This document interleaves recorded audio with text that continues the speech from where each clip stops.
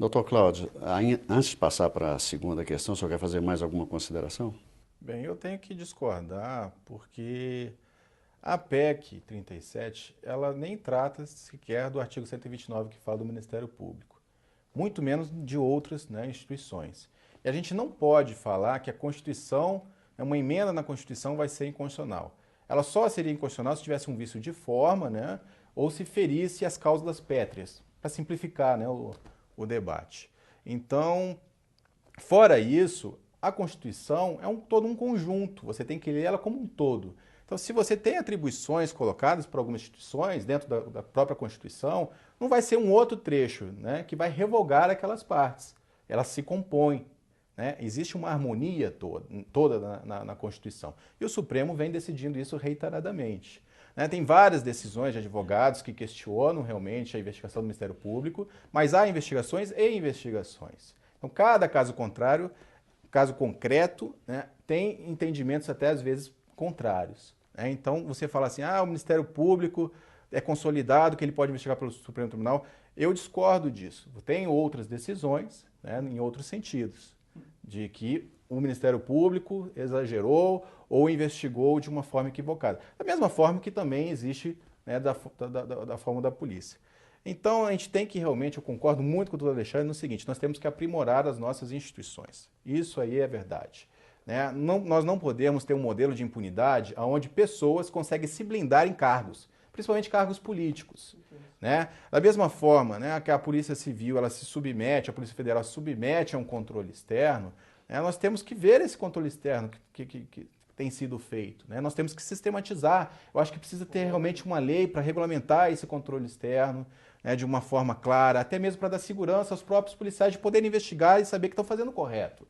Né? De não ficarem na dúvida de estarem prevaricando numa situação ou em outra. Né? Porque o controle social é algo muito complexo. Quem sabe, no trabalho do dia a dia, de um delegado do dia a dia, você vê N situações que você poderia prender a cidade inteira. E não é isso que a gente quer. Né? Você tem que realmente ter aquele bom senso de saber aquilo que realmente prejudica a sociedade. Né? Então a atuação policial ela vem nesse sentido. Né? A polícia ela existe antes do Estado. Ela é a primeira instituição de uma sociedade organizada, é a polícia. Vai existir o policiamento. Né? E aí, nesse contexto de polícia, o próprio Ministério Público é como se fosse uma polícia. Ele tem a fiscalização do controle externo, ele faz parte. Então a gente quer, sim, concordo com o doutor Alexandre, regras mais claras, para que todo mundo possa trabalhar com segurança, de não exagerar, não descumprir os direitos humanos, né? Porque você realmente tem que relativizar a parte de direitos de certas pessoas. Né? Nós temos muitos colegas que sofreram na mão de promotores que não estavam trabalhando direito, estavam perseguindo, vamos supor assim. Né? E por quê? Porque ele tem uma grande prerrogativa. E se você for lá falar com o procurador, ele engaveta. Né? Ele não vai prejudicar um colega dele, até mesmo porque normalmente os promotores eles conseguem escolher quem é o procurador-geral para o governador escolher. Né? Tem isso. A gente também gostaria de poder ter uma instituição mais independente, a gente luta por isso. Então é essa que é a nossa batalha na PEC, de ter uma instituição muito mais independente. Vou aproveitar para contar uma história que eu vivi. Quando eu entrei na Polícia Federal, eu fui trabalhar num órgão que não era da Polícia Federal, era do Ministério da Justiça, chama DRCI. Né? E ele era chefiado por uma advogada da União, muito competente. O que é DRCI? É o Departamento de Recuperação de Ativos. Ele trabalha muito focado na questão da lavagem de dinheiro e da cooperação internacional, que é necessária para esses crimes mais complexos que envolvem grandes, né, organizações. Então, quando eu fui trabalhar lá, eu ouvi muito discurso de que vamos instalar laboratórios de lavagem de dinheiro em todos os ministérios públicos do país. Aí eu me questionei, o Ministério Público não é do Poder Executivo. Ele tem o seu orçamento próprio, toda uma garantia até de ter o seu orçamento. Né? A Polícia Federal não, ela se sujeita ao Ministério, bem colocado, se sujeita ao Ministério da Justiça, a Secretaria Executiva do Ministério da Justiça decide basicamente quantas as diárias que nós vamos receber, e isso tudo influi. Controle externo do Ministério Público. E o controle externo do Ministério Público ele tem que trabalhar nisso, cobrar não só do policial, mas cobrar do governante de dar condições. E ele tem feito isso em muitos lugares. Sim, eu sou um dos que fez isso muito. É isso. Então a gente sabe disso. A gente sabe que quando o Ministério Público trabalha em cooperação, nas diversas forças-tarefas que nós temos em conjunto, né? Isso aí a sociedade já até vê isso, né? Muito próximo, né? Que isso daí é o que ajuda. né, a resolver a criminalidade, baixar índice de criminalidade na cidade, que é o que todo mundo quer, viver em segurança. Porque segurança pública é uma coisa muito mais complexa do que só essa questão do ir e vir, né? É da gente poder desenvolver uma cidade. Doutor Cláudio, é uma questão preocupante. Quando a gente acompanha debates em vários fóruns sociais de discussão, sempre ressalta a seguinte pergunta: será que nas jurisdições das diversas polícias há efetivo suficiente para apurar crimes complexos, por exemplo, na ordem financeira, como lavagem de dinheiro, corrupção, a compra de votos, no caso dos crimes eleitorais? Essa é uma excelente pergunta. Por quê? Porque o cobertor é curto, né? Essa é uma frase célebre, para todo mundo. O Ministério Público falta gente. Se você for ver, né, os inquéritos que nós relatamos e terminamos e mandamos para o Ministério Público, só no nível federal, né, que realmente tem uma denúncia, porque ou vai ter uma denúncia ou vai ter um arquivamento. Às vezes a própria polícia pede o arquivamento porque não se chegou à conclusão, ou porque não era crime mesmo, ou porque era uma perseguição. Acontece muito. Uma pessoa chega na delegacia, às vezes, ela quer prejudicar a outra, ela inventa que tem um crime. Então aquilo, normalmente, se bem trabalhado, vai ser arquivado. É normal isso. É no dia a dia da polícia, né, trabalhar essas questões. Então, ou vai ser denunciado ou vai ser arquivado.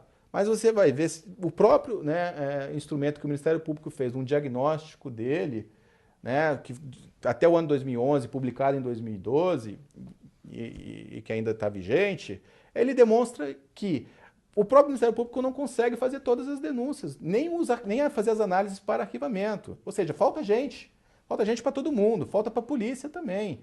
Só que isso aí, se a gente for querer um mundo ideal, vai ter um custo muito alto. E a sociedade também não interessa ter um grande número de aumento de impostos para poder pagar esse custo ideal. Então a gente tem que saber trabalhar ali, principalmente o que o doutor colocou. Nós temos que focar no que é principal, né? Que é aquela regra chamada do 20-80. O que é o 20-80? Né? 20% das situações são responsáveis por 80% da cessação da criminalidade. Então nós temos que focar, vamos focar nesse pequeno, porque a gente trabalha menos aqui, focando, e resolve a grande parte dos casos. Então é exatamente isso, né, que a gente quer trabalhar. A gente não quer tirar da polícia para dar para o Ministério Público, a gente quer trabalhar em conjunto. Não dá para a gente falar assim, vamos dar tudo para o Ministério Público, porque o Ministério Público é o salvador, porque ele tem razão. Porque a gente sabe que não é. Muito pelo contrário, o Ministério Público tem tantas garantias que se você tiver uma pessoa dentro do Ministério Público, ela cresce tanto que se torna até senador, e aí depois lá na frente você vai descobrir que aquela pessoa estava toda envolvida com crime organizado. E por que você não descobriu antes? Porque existe toda uma blindagem do cargo. Então esse cargo, se ele trabalhar em investigação propriamente, relativizar, é muito perigoso para a própria sociedade, porque ele tem uma blindagem para ser fiscalizado. Então, justamente para que não tenha impunidade dessas pessoas não se blindarem no cargo, você não ter, né, vamos chamar assim, um bandido travestido de promotor de justiça, então a gente defende que realmente a polícia, que já é investigada, que tem um controle externo do Ministério Público, ela fique com essa parte, que é mais crítica, e deixe o Ministério Público se focar mais na sua atuação, né, que também é fiscalizar a polícia, mas principalmente de conduzir, né, as denúncias no Poder Judiciário, que também é um poder que está sobrecarregado. A gente vê, né, às vezes você tem como chama, concluso para sentença, ou seja, está tudo pronto para o juiz decidir.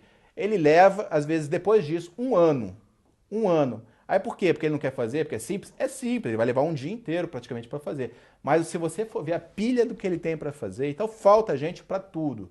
Falta desde o início lá, os agentes de polícia, o delegado de polícia, os promotores, até mesmo os próprios juízes. E quando mais a gente vai falar então no próprio sistema carcerário, que esse daí a gente sabe, que todo mundo sabe que está falido. E a gente tenta até evitar que as pessoas sejam presas, porque não é bem essa a solução. O que a gente quer é diminuir a criminalidade, porque as pessoas não precisem ser punidas. Mas para isso tem que terminar sim com a impunidade. Por isso que eu não aceito que essa PEC seja chamada de PEC da impunidade. Eu acho que é até o contrário. Por isso que nós chamamos ela de PEC da cidadania.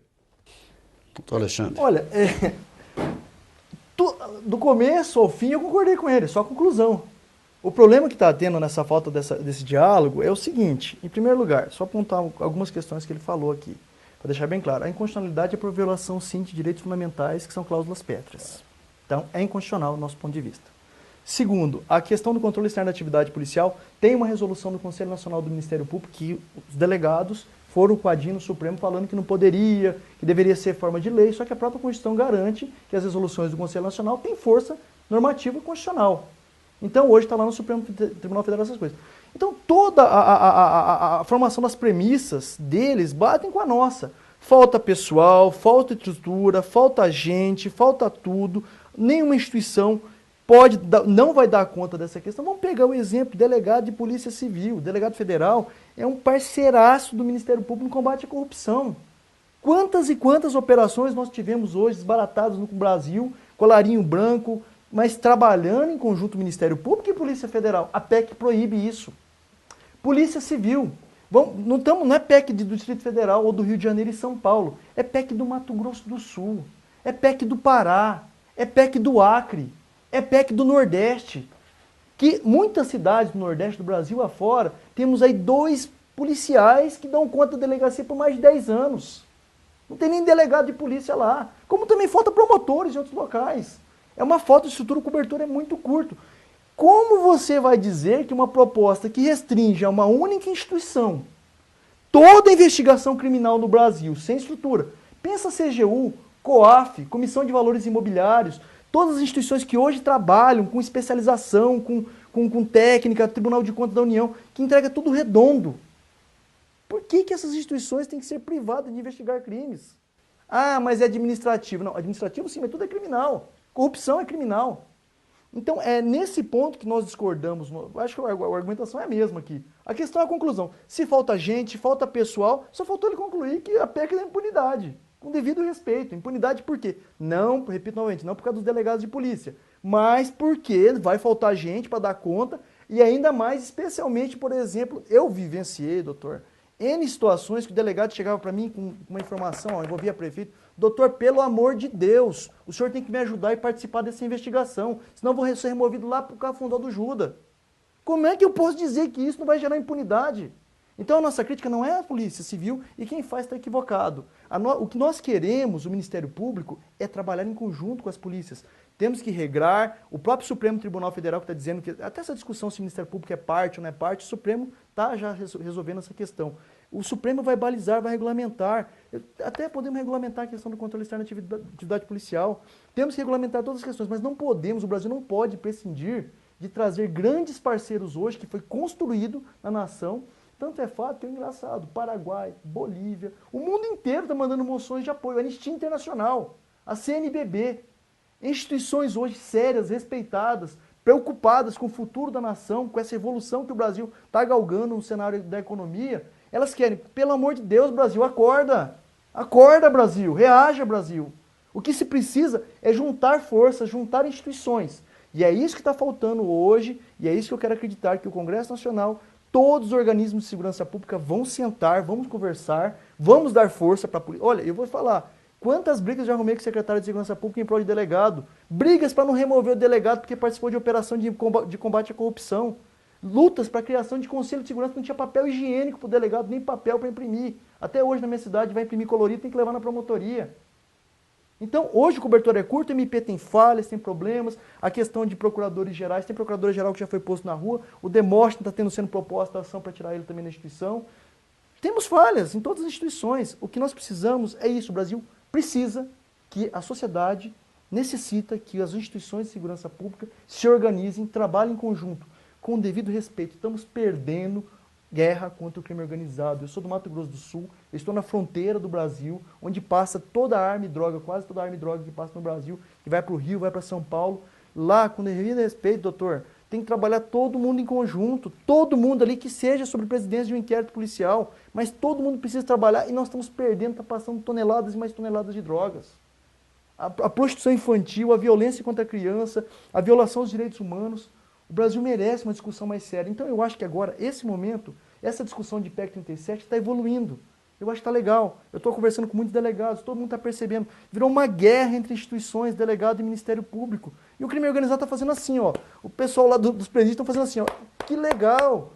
É isso aí! Nós é que estamos ganhando com essa história. Então passou da hora, eu acho que essa PEC já saturou e chegou o momento das instituições sérias sentarem e trabalharem pela população, não só por interesse corporativo e por questão financeira.